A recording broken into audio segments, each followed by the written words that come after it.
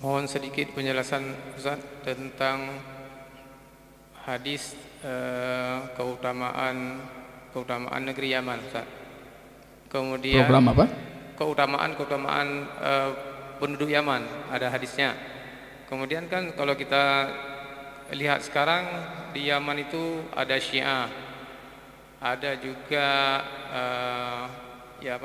ajaran Sufi itu yang di Tarim Hadramaut itu. Kemudian ada juga yang di Damasy, yang pernah saya lihat di sebuah stasiun televisi. Mereka mengangkat bom waktu dari Yaman. Jadi yang ditampilkan adalah pesantren Darul Hadis Yaman, dan mereka menganggap bom waktu dari Yaman itu adalah murid-muridnya Syekh Mukbil. Mohon penjelasannya Ustaz. Terima kasih. Ya. Keutamaan penduduk Yaman banyak sekali hadisnya. Bahkan banyak para muhaddisin itu mengkhususkan bab satu manaqib ahli Yaman.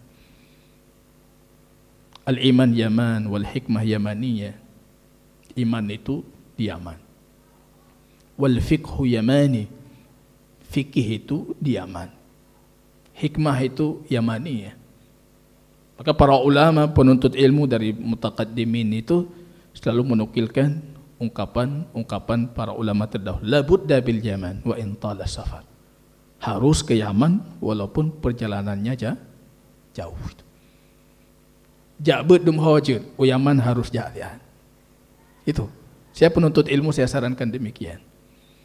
Ada yang minta, Ustaz ke Madinah, Anda ke Yaman dulu. Biar tahu nikmatnya belajar ilmu seperti apa. Kalau ke Madinah, biar Anda tahu nikmatnya dunia seperti apa. Nah, sampai akhirat tapi dunia hanam ta'or rata jauh Madinah. Tapi kalau Anda mau nikmatnya belajar ilmu ke Yaman. Tapi saya pilih, kalau siswa saya pilih. Saya lihat memang HE Yaman. Jangan kita kirim. Fatal nanti. Kita lihat, oh ini kuat, kokoh dia. Ustaz saya kemana? Ada ke Yaman. Murid saya yang alumni tahun ini saya kata, kalian tidak sah kuliah sebelum masyurah saya. Harus tanya dulu ke saya. Jangan datang ke saya mengatakan, Ustaz saya mau kuliah di tempat ini. Itu enggak mau dengar saya itu. Ya juga roh. Saya tidak mendoakan itu. Hukum asalnya Anda datang ke guru. Itu baca ta'lim muta'allim. Adab belajar ilmu seperti apa. Jangan memutuskan belajar sampai guru Anda memutuskan. Datang ke saya. Saya ke Yaman Ustaz. Nak cocok. Minta lain juron. Ketika kita lihat, Anda ke Yaman. Saya usahakan Anda ke Yaman. Karena di situ butuh mental penuntut ilmu. Yaman butuh mental penuntut ilmu. Iman Yaman, hikmah Yamaniyah itu betul. Anda akan tahu itu kalau Anda melihat sendiri bagaimana penduduk Yaman. Masalahnya di sana banyak Syiah, banyak Sufi. Saya ingin mengatakan dulu jauh lebih banyak. Dulu itu 50% Sufi Syafi'i, 50% Syiah Zaidi. Sekarang yang Salafi itu mungkin sudah 30-40%. Yang Sufi Syafi'i tinggal di Tarim, dulu seluruh Yaman. Kemudian tinggal di Hadramaut. Hadramaut pun masuk dakwah salah, masuk tinggal di Tarim sekarang. Maka mereka mengatakan Tarim itu surganya dunia. Memang di situ tinggalnya. Hana tripli saya rasa Tarim sudah salaf itu. Ya seperti itu. Dan itu semua tidak bisa kita nafikan keberkahan dakwah Fadilatul Alim Syekh Mukbil Al-Wadi'i.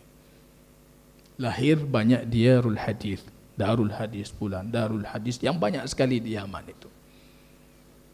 Tapi menariknya kalau Syiah di Yaman, walaupun secara histori sejarah yang masuk itu Syiah Jarudiyah, Zaidiyah Jarudiyah. Zaidiyah itu ada 3 jenis dia. Yang paling ekstrim itu Jarudiyah. Cuma ketika masuk di Yaman, dengan lahirnya pemerintah Republik itu, setelah kita tahu kalau Zaidiyah itu pemimpin harus imam dari keturunan Hasan. Tapi ketika lahir pemerintah republik, itu guru-gurunya dibawa dari Mesir. Guru ibtidaiyah, tsanawiyah, aliyah, SMP, SMA itu orang-orang Mesir diambil. Dokter-dokter orang Mesir. Rupanya dalam jangka 10 tahun, fikrah Zaidiyah itu bisa diubah oleh orang-orang Syafi'i yang datang dari Mesir. Itu memang target dari pemerintah Republik Yaman. Karena kalau tidak, mereka akan dikudeta. Karena Zaidiyah itu pemahamannya imam wajib dari mereka. Maka caranya, akhirnya apa yang terjadi? Rupanya justru yang sangat diterima oleh masyarakat itu dakwah salaf. Dalam perkembangan ke depan akan jauh lebih besar. Akan jauh lebih besar. Dulu di Yaman siapa yang tidak kenal Habib Umar Al-Hafidh itu? Sekarang sudah mulai orang tertentu.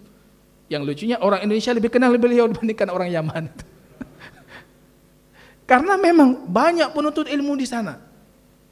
Kawan-kawan kita di sana mengatakan mayoritas itu Malaysia penuntut ilmunya atau Indonesia. Kita penyumbang penuntut ilmu paling banyak. Bahkan ada kawan kami yang di sana mengatakan kalau bukan Indonesia, Malaysia atau Singapura, markas mereka harus tutup itu. Tidak ada operasional. Karena memang dari sini penyumbangnya ribuan.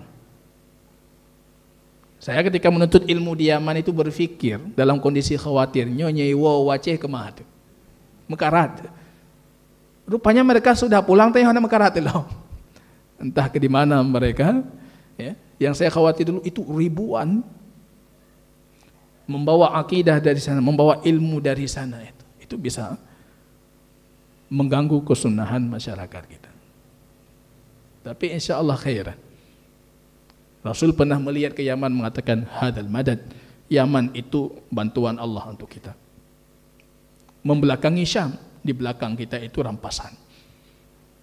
Memang secara fakta sejarah dari Yaman itu nanti akan muncul pejuang-pejuang yang tangguh. Dari Aden, dari ini, dari itu. Tapi sekali lagi para pembawa pemikiran itu karena berdasarkan hadis muncul dari sana, muncul dengan cepatnya berangkat juga. Yang dimaksud sama Rasul itu kami, para pembawa panji-panji hitam. Yang kamu bendera kamu hitam juga lah. Saya pikir dengan bendera hitam itu sudah sesuai dengan hadis. Amalnya, ilmunya ini itu. Alhamdulillah ulama Yaman masih sangat gigih menjelaskan tentang hal ini.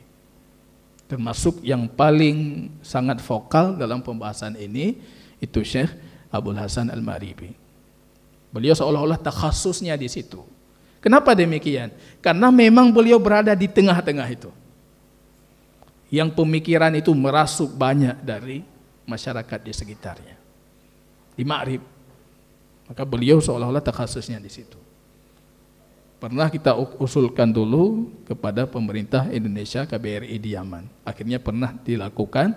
Mahasiswa Indonesia semuanya dibekali dengan ilmu ini, bagaimana cara penanggulangan ini, ya, yang pematerinya itu Syekh Abdul Hasan Maribi.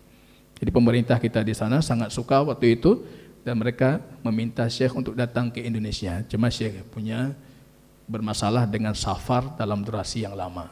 Kalau safar pesawat berapa jam beliau tanya? 8 jam. Oh 8 jam. Meninggal lung pesawat. Memang kondisi fisik dan kesehatannya. Pemerintah kita sudah berupaya memfasilitasi beliau. Ya, wallahu taala alam bisawab.